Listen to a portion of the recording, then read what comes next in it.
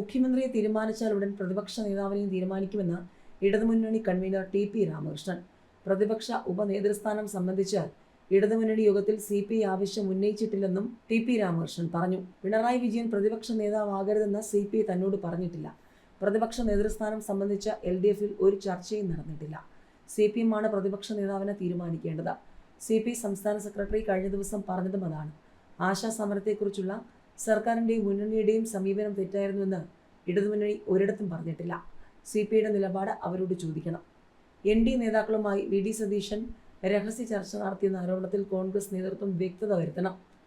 ശബരിമല സ്വർണ്ണക്കൊള്ള കേസിൽ SIT ചോദ്യം ചെയ്ത റജികുമാറിനൊപ്പം മെയ് 1 VD സതീശൻ മംഗലാപുരത്ത് പോയെന്നാണ് വാർത്ത.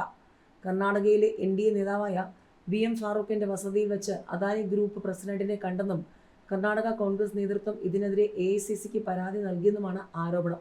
പുതിയ സർക്കാർ അധികാരത്തിൽ വന്നിട്ടില്ലെങ്കിലും UDF സംഘടനകളുടെ പട്ടികയനുസരിച്ച് സ്ഥലം മാറ്റം നടത്തുകയാണ്. പലരും അവധിയെടുത്ത് മാറി നിൽക്കേണ്ട സാഹചര്യമാണ്.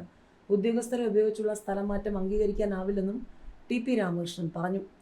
പ്രതിപക്ഷത്തെ ആര് നയിക്കും? CPM തീരുമാനം ഉടനില്ല. പിണറായി വിജയന്റെ തീരുമാനം കാത്ത CPM. പ്രതിപക്ഷ നേതൃസ്ഥാനത്തെക്കുറിച്ചുള്ള CPMന്റെ തീരുമാനം ഉടനില്ല. പ്രതിപക്ഷ നേതൃസ്ഥാനത്തിൽ പിണറായി വിജയന്റെ തീരുമാനത്തിനായി കാത്തിരിക്കുകയാണ് CPM. 3 ദിവസങ്ങളിലായി നടക്കുന്ന CPM നേതൃയോഗത്തിന് ശേഷമായിരിക്കും അന്തിമ തീരുമാനം. സംസ്ഥാന സെക്രട്ടേറിയറ്റ് യോഗത്തിലും വിഷയം ചർച്ചയ്ക്കെടുത്തില്ല. സംസ്ഥാന സമിതി യോഗത്തിന്റെ അജണ്ടയിലും പ്രതിപക്ഷ നേതൃസ്ഥാനം ഉൾപ്പെടുത്തിയിട്ടില്ല. നിയമസഭാ തെരഞ്ഞെടുപ്പ് ഫലത്തിന് പിന്നാലെ പാർട്ടിക്കുള്ളിൽ ചർച്ചകൾ സജീവമായിരിക്കെ പ്രതിപക്ഷ നേതാവിനെക്കുറിച്ചുള്ള CPM തീരുമാനം വൈകുന്നതാണ് ശ്രദ്ധേയമാകുന്നത്. പാർട്ടി സംസ്ഥാന സമിതി യോഗത്തിനു ശേഷം മാത്രമേ വിഷയത്തിൽ വ്യക്തത ഉണ്ടാകൂ എന്ന സൂചനകളാണ് പുറത്തുവരുന്നത്. കേരള ഘടകം തീരുമാനിക്കട്ടെ എന്ന പൊതു നിലപാടിലേക്ക് എത്തിയെങ്കിലും പിണറായി തുടരുന്നതിൽ PB അംഗങ്ങളിൽ ചിലർക്ക് വിയോജിപ്പുണ്ടെന്നാണ് വിവരം. മുഖ്യമന്ത്രി ആരെന്ന ചോദ്യത്തിന് പ്രതിപക്ഷ നേതാവാരെന്ന മറുചോദ്യത്തിൽ ചുറ്റിക്കറങ്ങുകയാണ് കേരള രാഷ്ട്രീയം.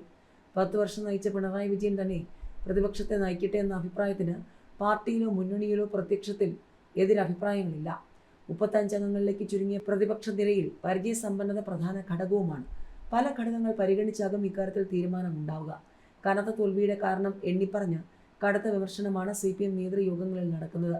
കൂട്ടത്തിൽ പിണറായി ശൈലി അടക്കമുള്ള കാര്യങ്ങളിൽ വ്യക്തി വിമർശനവും കുറവല്ല.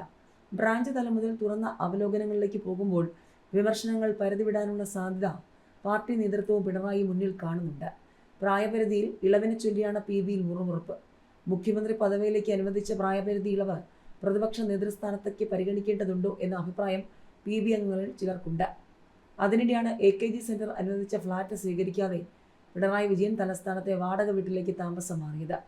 പ്രതിപക്ഷ നേതൃസ്ഥാനം ഏറ്റെടുത്താലും കന്റോൺമെന്റ് ഹൗസിൽ ഓഫീസ് പ്രവർത്തിക്കുമെന്നാണ് പാർട്ടി വൃത്തങ്ങൾ വിശദീകരിക്കുന്നത്. കാര്യമെന്തായാലും പിണറായി വിജയൻ തയ്യാറല്ലെന്ന് അറിയിച്ചാൽ മാത്രമേ പ്രതിപക്ഷ നേതൃസ്ഥാനത്തേക്ക് മറ്റൊരാളെ CPM പരിഗണിക്കൂ എന്ന് ഉറപ്പ്. ഏതായാലും മുഖ്യമന്ത്രിയെ തീരുമാനിച്ച ശേഷം പ്രതിപക്ഷ നേതാവിനെ നിശ്ചയിച്ചാൽ മതിയെന്നാണ് തീരുമാനം. സംസ്ഥാന കമ്മിറ്റി യോഗത്തിനിടയിൽ മുഖ്യമന്ത്രിയെ തീരുമാനിച്ചാൽ CPM പോളിറ്റ് ബ്യൂറോ അംഗങ്ങൾ കൂടി നിർദ്ദേശം തയ്യാറാക്കും. ഇതിനുശേഷം സംസ്ഥാന കമ്മിറ്റി യോഗത്തിൽ അവതരിപ്പിക്കും.